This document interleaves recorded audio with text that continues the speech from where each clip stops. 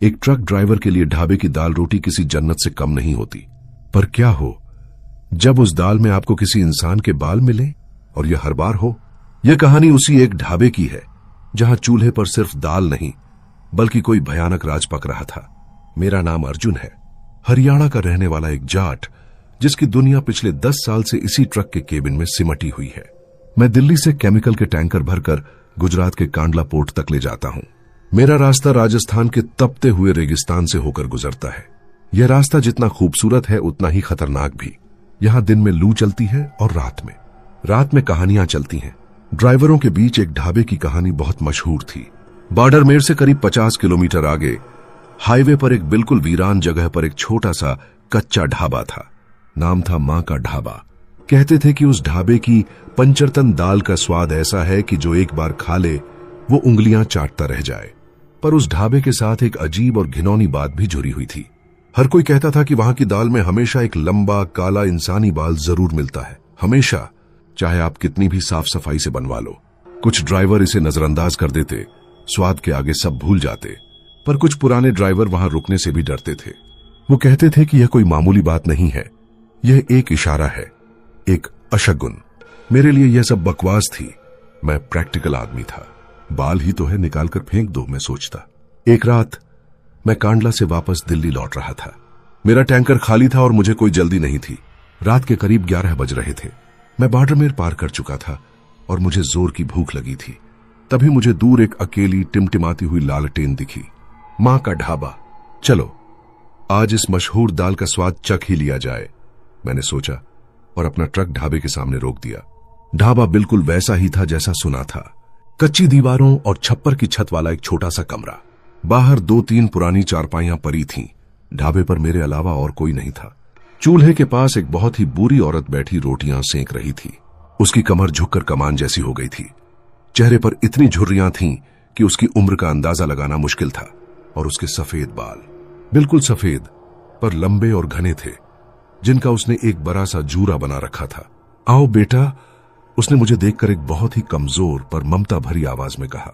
बहुत रात कर दी। उसकी आवाज में कुछ ऐसा था कि मुझे अपनी मां की याद आ गई। हाँ मां जी, मैंने एक चारपाई पर बैठते हुए कहा। बस एक प्लेट दाल और 2 रोटी दे दो। उसने बिना कुछ कहे एक थाली में गर्मा गर्म दाल, घी से चुपड़ी रोटी और साथ में प्याज का सलाद लाकर मेरे सामने रख दिया। दाल की खुशबू वाकई में लाजवाब थी। मैंने पहला निवाला मुंह में रखा और सच में मैं अपनी सारी थकान भूल गया। ऐसी स्वादिष्ट दाल मैंने अपनी जिंदगी में कभी नहीं खाई थी।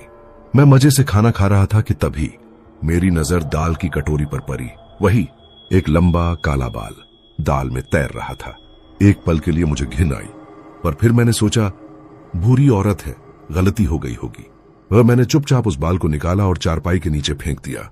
मैं खाना खाता रहा, पर जब मैंने दाल में दूसरी बार चम्मच डाला तो उसके साथ एक और बाल बाहर आया। अब मुझे थोड़ा अजीब लगा। मैंने उस बाल को भी निकाला और फेंक दिया, पर अब मेरी भूख मर चुकी थी। क्या हुआ बेटा, खाना अच्छा नहीं लगा? उस बुरी औरत ने पूछा। नहीं मां जी, बहुत अच्छा है, मैंने झूठ कहा। बस पेट भर गया। मैं पैसे देने के लिए उठा। पैसे रहने दे बेटा, उसने कहा, तू मेरा मेहमान है।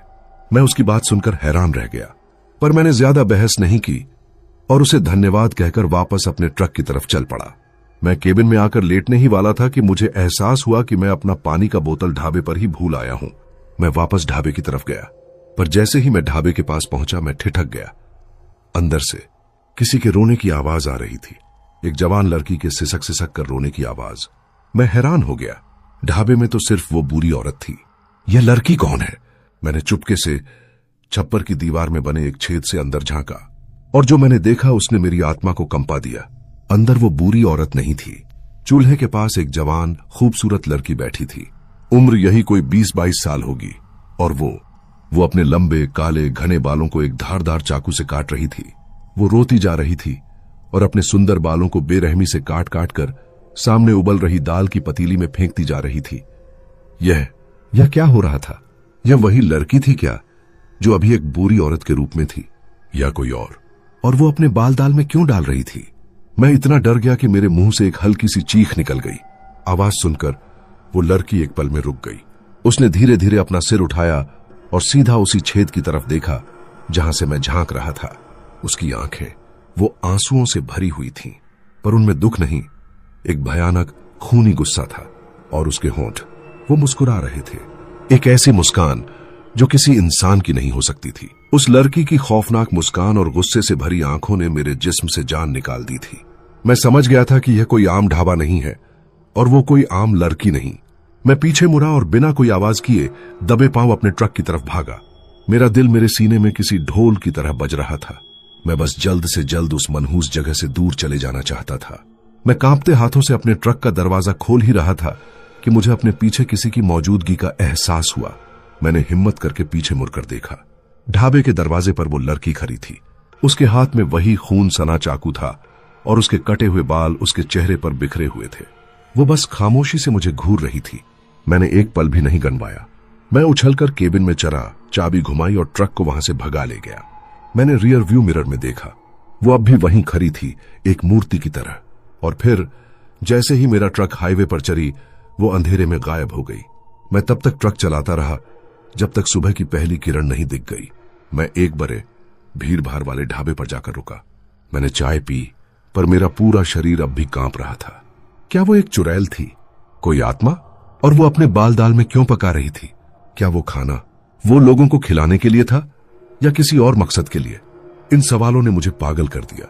मैंने फैसला किया कि मैं इस राज का पता लगाकर रहूंगा। यह सिर्फ मेरे डर की बात नहीं थी। वो ढाबा हाईवे पर था और न जाने कितने और ड्राइवर मेरी तरह वहां रुकते होंगे। मैंने अपनी छानबीन शुरू की। मैं उस इलाके के दूसरे ढाबों और गांवों में गया, मां का ढाबा और उस बुरी औरत के बारे में पूछने लगा। ज्यादातर लोग उस ढाबे को बालों वाली चुड़ैल का अड्डा कहकर बात करने से भी डरते थे, पर एक बहुत पुराने ट्रक ड्राइवर हरनाम सिंह ने मुझे वो कहानी सुनाई जिसने मेरे होश उद्धा दिए। बेटा, वो कोई चुड़ैल नहीं है, उन्होंने एक गहरी सांस भरते हुए कहा। वो एक बदनसीब लड़की है, या जो कुछ भी अब उससे बचा है। उसका नाम था गौरी। उन्होंने बताया कि यह आज से करीब 5 साल पुरानी बात है। गौरी उसी ढाबे के पास वाले एक छोटे से गांव की लड़की थी। वो बहुत सुंदर थी और उसके बाल पूरे इलाके में मशहूर थे, घुटनों तक लंबे काले रेशमी बाल। उसकी शादी तय हुई थी, हरनाम ने बताया, पर शादी से कुछ दिन पहले हाईवे पर काम कर रहे कुछ मजदूरों की गंदी नजर उस पर पड़ गई। वो लोग राक्षस थे, इंसान नहीं। एक रात जब वो पास के कुएं पर पानी भरने गई तो उन्होंने उसे अकेला पाकर पकड़ लिया। हरनाम की आवाज भर्रा गई। उन्होंने उसके साथ बहुत बुरा सलूक किया और फिर यह सोचकर कि वो उन्हें पहचान गई है, उन्होंने उसी के लंबे बालों से उसका गला घोंटकर उसे मार डाला और उसकी लाश को ढाबे के पीछे ही एक सूखे कुएं में फेंक दिया। यह सुनकर मेरा खून खौल उठा। पुलिस ने कभी उन दरिंदों को पकड़ा? मैंने पूछा। हरनाम हंसा, एक दुख भरी हंसी। पुलिस? बेटा, वो मजदूर एक बहुत बड़े ठेकेदार के आदमी थे।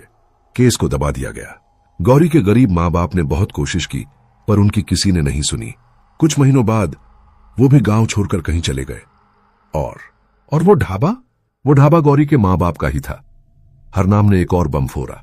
उस रात के बाद वो ढाबा बंद हो गया, पर कुछ ही महीनों बाद ड्राइवरों ने देखा कि ढाबा रात में अपने आप खुल जाता है और एक बूढ़ी औरत वहां दाल बाटी बनाती है। पर कुछ लोग कहते हैं कि वो बूढ़ी औरत नहीं, गौरी ही है जो दुख और गम में बुरी दिखने लगी है। अब मुझे सब कुछ समझ आ रहा था। वो दाल में मिलने वाले बाल, वो कोई गलती नहीं थी, वो गौरी का संदेश था। वो हर ड्राइवर को, हर मुसाफिर को अपने उन बालों की कहानी बताना चाहती थी जो उसकी खूबसूरती भी थे और उसकी मौत का कारण भी बने। पर वो किसी को नुकसान तो नहीं पहुंचाती? मैंने पूछा। आज तक तो नहीं, हरनाम ने कहा। बस वो खिलाती है और रोती है।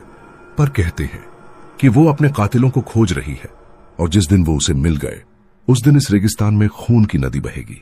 यह कहानी सुनकर मेरे मन में गौरी के लिए एक गहरी हमदर्दी पैदा हो गई।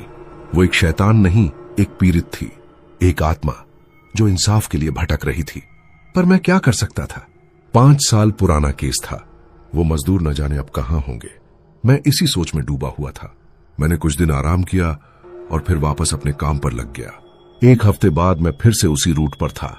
इस बार मैं दिन में ही मां का ढाबा के पास से गुजर रहा था। दिन में वो जगह बिल्कुल वीरान थी।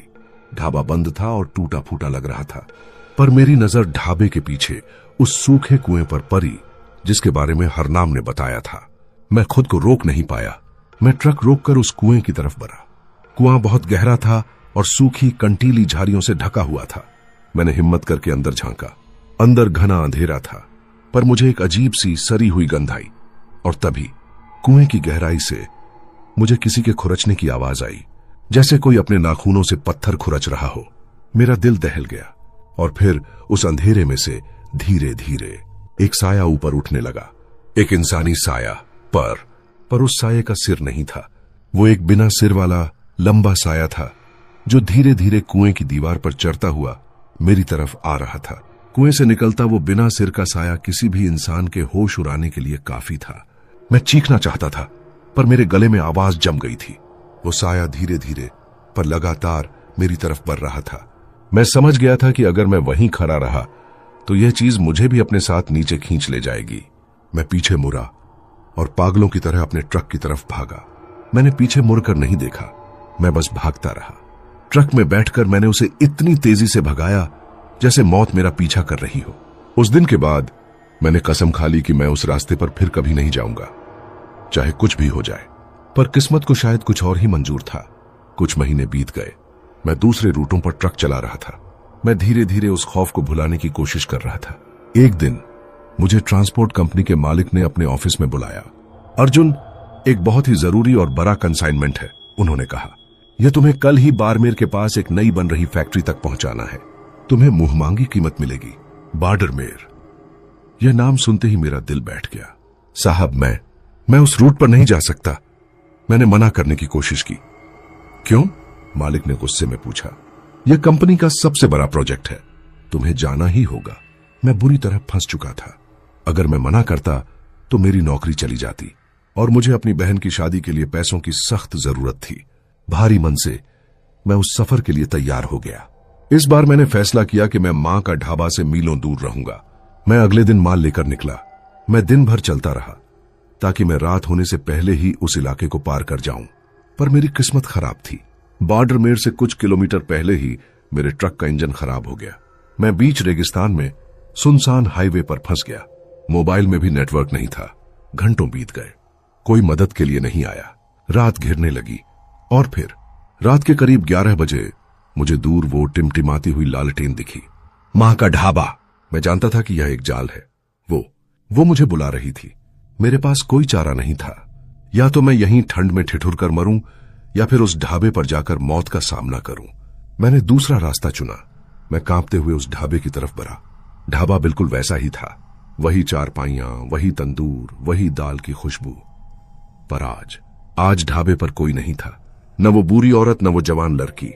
ढाबा बिल्कुल खाली था, पर चूल्हे पर दाल की पतीली रखी थी और वो धीरे धीरे उबल रही थी। कोई है? मैंने डरते डरते पुकारा। कोई जवाब नहीं आया। मैं अंदर गया और मैंने जो देखा उससे मैं हैरान रह गया। ढाबे की कच्ची दीवार पर कोयले से किसी ने एक नक्शा बनाया हुआ था। वो ढाबे के आसपास के इलाके का नक्शा था और उसमें उस सूखे कुएं को घेरा गया था और कुएं के पास एक और जगह पर घेरा था जहां लिखा था ठेकेदार का कैंप, और नक्शे के नीचे एक लाइन लिखी थी, सिर। वहां है सिर। अब मुझे समझ आया। वो बिना सिर का साया, वो अधूरा था और उसका सिर वो कहीं और था। यह गौरी की आत्मा का काम नहीं था, यह कोई और था। कुएं में सिर्फ गौरी की लाश नहीं थी। तभी मुझे ढाबे के पीछे से किसी के कराहने की आवाज आई। मैं उस तरफ भागा। ढाबे के पीछे जहां बर्तन धोए जाते थे वो छोटा लड़का, छोटू नहीं, वो तो दूसरी कहानी थी। यहां तो कोई लड़का था ही नहीं। वहां एक आदमी बंधा हुआ था। वो उन्हीं मजदूरों में से एक लग रहा था। उसकी बुरी तरह से पिटाई की गई थी। मैंने उसे खोला। तुम कौन हो? उसने डरी हुई आवाज में पूछा। मैं एक ट्रक ड्राइवर हूं, पर तुम यहां कैसे? मुझे उसने पकड़ा है, वो हांफते हुए बोला, बिना सिर वाले भूत ने। कौन है वो हमारे सरदार का भूत है। उसने जो बताया उससे मेरे होश उड़ गए। हम 5 लोग थे जिन्होंने उस लड़की को मारा था। हमारा सरदार बग्गा वो सबसे बड़ा हैवान था। उसी ने उस लड़की के बालों से उसका गला घोंटा था। पर तुम लोग तो ठेकेदार के आदमी थे। हां, उसने कहा। पर उस रात के बाद बग्गा पागल हो गया। वो रात भर चिल्लाता था कि वो लड़की उसे बुला रही है। और फिर एक दिन वो उसी कुएं में कूद कर मर गया। पर मरने के बाद भी उसे शांति नहीं मिली। उसकी आत्मा एक बिना सिर का भूत बन गई। क्योंकि क्या? क्योंकि जब वो कुएं में कूदा तो उसका सिर एक नुकीले पत्थर से टकराकर धड़ से अलग हो गया था, और हमारे नए सरदार राणा ने उसकी बेइज्जती करने के लिए उसके सिर को काटकर अपने साथ ले गया था। वो आज भी उस सिर को अपने कैंप में रखता है। यह कितनी भयानक घिनौनी कहानी थी। और वो तुम्हें क्यों पकड़ कर लाया है? क्योंकि वो अपना सिर वापस चाहता है, उस आदमी ने रोते हुए कहा। वो हम चारों को एक एक करके मजबूर कर रहा है कि हम उसका सिर वापस लाएं। जो नहीं लाता उसे वो मार डालता है। 2 लोग पहले ही मर चुके हैं। अगला नंबर मेरा था। अब मुझे वो नक्शा समझ आया। वो गौरी ने नहीं, बग्गा के उस बिना सिर वाले भूत ने बनाया था। वो मुझसे मदद मांग रहा था। यह एक बहुत ही अजीब स्थिति थी। एक बलात्कारी की आत्मा, एक कातिल की आत्मा। मैं एक बलात्कारी और कातिल की आत्मा की मदद कैसे कर सकता था? मेरे अंदर का इंसान मुझे ऐसा करने से रोक रहा था। पर मैं यह भी जानता था कि अगर बग्गा का भूत शांत नहीं हुआ तो वो और भी बेकसूर लोगों को मारेगा। और गौरी की आत्मा को भी तब तक पूरी तरह से शांति नहीं मिलेगी जब तक उसके सभी कातिल खत्म नहीं हो जाते। यह एक बहुत ही उलझी हुई गुत्थी थी। तुम्हें मेरी मदद करनी होगी, उस मजदूर ने गिड़गिड़ाते हुए कहा। अगर आज रात तक वो सिर वापस नहीं आया तो वो मुझे मार डालेगा। मैंने एक गहरा फैसला किया। मैं बग्गा की मदद नहीं करूंगा, पर मैं इस कहानी को खत्म जरूर करूंगा। तुम्हारा सरदार? राणा। उसका कैंप कहां है? मैंने पूछा। उसने मुझे नक्शे पर वो जगह दिखाई। वो ढाबे से करीब 5 किलोमीटर दूर रेगिस्तान के अंदर था। ठीक है, मैंने कहा, तुम यहीं रुको, मैं उसे लेकर आता हूं। मैं अपनी टॉर्च और ट्रक से निकाला हुआ एक पुराना भारी पाना लेकर उस कैंप की तरफ चल पड़ा। यह एक बहुत बड़ा जोखिम था। मैं अकेले कुछ खूंखार गुंडों से भिड़ने जा रहा था। रात के अंधेरे में रेगिस्तान में चलना बहुत मुश्किल था, पर मेरे दिमाग में सिर्फ गौरी का चेहरा और उस मजदूर की बेबसी घूम रही थी। करीब 1 घंटे बाद मुझे दूर कुछ टिमटिमाती हुई लाइटें दिखीं। वो ठेकेदार का कैंप था। मैंने छिपकर देखा। वहां 3 लोग थे जो आग के पास बैठे शराब पी रहे थे। उनमें से एक, जो सबसे लंबा चौड़ा और भयानक दिख रहा था, वो राणा ही होगा। और मैंने उस चीज को भी देखा।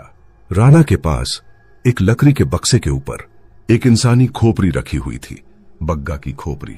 उसे देखकर मुझे घिन आ गई। मुझे एक योजना बनानी थी। मैं उन तीनों से एक साथ नहीं लड़ सकता था। मैंने इंतजार किया। कुछ देर बाद 2 मजदूर उठकर सोने के लिए अपने टेंट में चले गए। अब राणा अकेला था। यही मेरा मौका था। मैं अंधेरे का फायदा उठाकर चुपके से उसके पीछे पहुंचा, और इससे पहले कि वो कुछ समझ पाता, मैंने अपनी पूरी ताकत से वो पाना उसके सिर पर दे मारा। वो एक हल्की सी आवाज के साथ जमीन पर गिर गया। मैंने फौरन उस खोपड़ी को एक बोरे में भरा और वहां से भाग निकला। मैं भागता हुआ वापस ढाबे पर पहुंचा। वो मजदूर मेरा ही इंतजार कर रहा था। मैंने वो बोरा उसके सामने फेंक दिया। यह लो, अब दफा हो जाओ यहां से, और फिर कभी इस इलाके में नजर मत आना। वो उस खोपड़ी को देखकर डर और खुशी से कांपने लगा। उसने मेरा शुक्रिया अदा किया और अंधेरे में गायब हो गया। अब मेरी बारी थी उस बिना सिर वाले भूत का सामना करने की। मैंने उस खोपड़ी को उठाया और उस सूखे कुएं की तरफ बढ़ा। बग्गा! मैंने कुएं में झांकते हुए चिल्लाया। मैं तुम्हारा सिर ले आया हूं। कुछ देर खामोशी रही, और फिर वही बिना सिर का साया धीरे धीरे ऊपर आने लगा। वो कुएं से बाहर निकलकर मेरे सामने खड़ा हो गया। मैंने वो खोपड़ी उसकी तरफ बढ़ाई। उसने अपनी छायादार उंगलियों से उसे छुआ, और जैसे ही उसने उसे छुआ, एक भयानक चीख पूरे रेगिस्तान में गूंजी। वो खोपड़ी और वो बिना सिर का साया दोनों एक साथ जलने लगे। एक हरी भयानक आग में बग्गा की आत्मा को उसका सिर तो मिल गया था, पर उसे शांति नहीं मिली। शायद उसके पाप इतने ज्यादा थे कि उसे नर्क की आग में ही जलना था। कुछ ही पलों में वो जलकर राख हो गए। अब सिर्फ एक कातिल बचा था, वो मजदूर जो भाग गया था, और गौरी का इंसाफ अभी अधूरा था। बग्गा के भूत का अंत देखकर मेरे मन को थोड़ी शांति मिली। 2 कातिल खत्म हो चुके थे, पर अब मेरे सामने एक नई समस्या थी। वो 2 मजदूर, राणा और वो जिसे मैंने बचाया था, वो दोनों अब गायब थे। और मैं जानता था कि जब तक गौरी का हर कातिल खत्म नहीं हो जाता, उसकी आत्मा को पूरी शांति नहीं मिलेगी। मैं वापस ढाबे में आया। मैं बहुत थक चुका था। मैं एक चारपाई पर लेट गया और मेरी आंख लग गई। मैंने एक सपना देखा। मैंने देखा कि गौरी मेरे सामने खड़ी है। इस बार वो न तो बूढ़ी थी न जवान। वो एक बच्ची के रूप में थी, शायद 10-12 साल की। वो बहुत ही मासूम और सुंदर लग रही थी। उसने मेरी तरफ अपना हाथ बढ़ाया। उसकी हथेली पर एक लंबा काला बाल था। यह आखिरी है, उसने एक मीठी बच्चों जैसी आवाज में कहा। इसे उसे दे देना। यह कहकर वो मुस्कुराई और गायब हो गई। मेरी नींद खुल गई। यह सिर्फ एक सपना नहीं था, यह एक और संदेश था। उसे दे देना। किसे? तभी ढाबे के बाहर एक जीप के रुकने की आवाज आई। मैंने देखा पुलिस की जीप थी और उसमें से हरनाम सिंह उतरे, वो पुराने ड्राइवर जिन्होंने मुझे गौरी की कहानी बताई थी। हरनाम काका, आप यहां? मैं हैरान रह गया।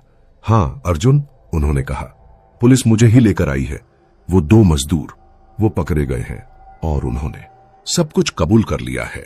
यह सुनकर मेरी खुशी का ठिकाना नहीं रहा। वो दोनों शहर की तरफ भागने की कोशिश कर रहे थे, हरनाम ने बताया, पर रास्ते में उनकी जीप खराब हो गई और जब पुलिस पहुंची तो वो दोनों पागलों की तरह बरबरा रहे थे कि एक लड़की अपने बालों से उनका गला घोंट रही है। गौरी, उसने अपना काम कर दिया था, पर एक कातिल अब भी बाकी था। वो 5वां मजदूर। और 5वां, उसका क्या हुआ? मैंने पूछा। हरनाम का चेहरा उदास हो गया। वही तो सबसे दुखद बात है बेटा। वो 5वां, वो उसी रात भाग गया था। आज तक उसका कोई पता नहीं चला। यह सुनकर मेरी सारी खुशी खत्म हो गई। अगर एक भी कातिल बच गया तो गौरी की आत्मा कभी आजाद नहीं हो पाएगी। तभी मेरे दिमाग में गौरी का वो सपना और वो बाल याद आया। यह आखिरी है, इसे उसे दे देना। इसका क्या मतलब था? मैं और हरनाम दोनों इसी सोच में डूबे हुए थे कि तभी ढाबे पर एक और ट्रक आकर रुका। ट्रक से एक ड्राइवर उतरा। वो बहुत ही बुरा और कमजोर लग रहा था। वो लड़खड़ाता हुआ हमारी चारपाई के पास आया। एक गिलास पानी मिलेगा भाई? उसने एक बहुत ही थकी हुई आवाज में पूछा। मैंने उसे पानी दिया। कहां से आ रहे हो बाबा? हरनाम ने पूछा। जिंदगी से बेटा, जिंदगी से। वो बूढ़ा ड्राइवर मुस्कुराया, एक बहुत ही अजीब और जानी पहचानी मुस्कान। बस आखिरी चक्कर है। उसकी बात सुनकर मुझे एक अजीब सी सिहरन हुई। मैंने उसे ध्यान से देखा।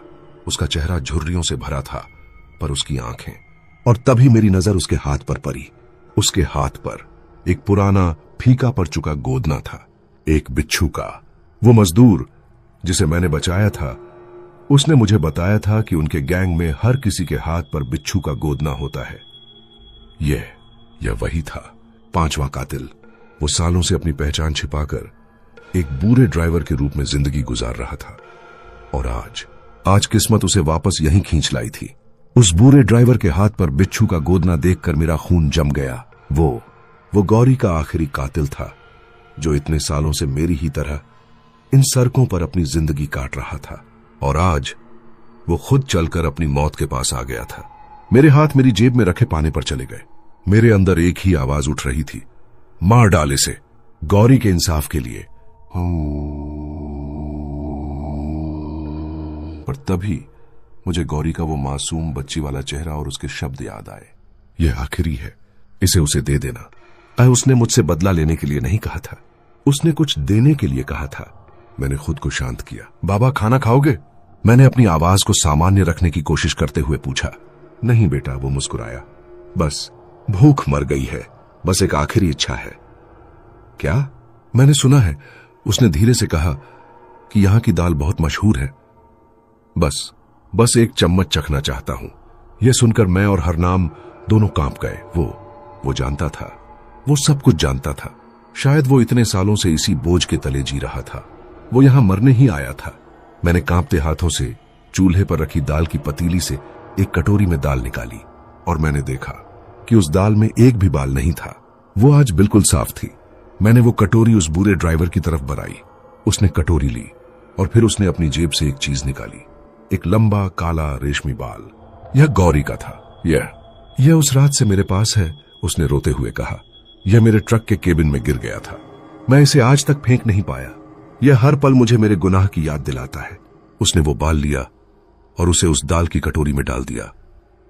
अब हिसाब बराबर हुआ, उसने कहा, और उसने वो एक चम्मच दाल खा ली। दाल खाते ही उसकी आंखों में एक अजीब सी शांति आ गई। वो मुस्कुराया और धीरे धीरे चारपाई पर लेट गया और उसने अपनी आंखें बंद कर लीं, हमेशा के लिए। उसने खुद को सजा दे दी थी। उस दिन के बाद मां का ढाबा फिर कभी रात में नहीं खुला। वो हमेशा के लिए बंद हो गया। गौरी और उसके सभी कातिलों की कहानी अब पूरी हो चुकी थी। मैंने कुछ साल और ट्रक चलाया और फिर रिटायरमेंट ले लिया। मैं अब अपने गांव में अपने परिवार के साथ रहता हूं, पर मैं आज भी जब भी किसी ढाबे पर दाल खाता हूं तो एक बार उसे चम्मच से हिलाकर जरूर देखता हूं। एक पुरानी डरावनी आदत, और मैं मुस्कुरा देता हूं, क्योंकि मैं जानता हूं कि कुछ कहानियां खत्म हो जाती हैं, पर उनके निशान वो हमेशा रह जाते हैं, ठीक उस दाल में बाल की तरह।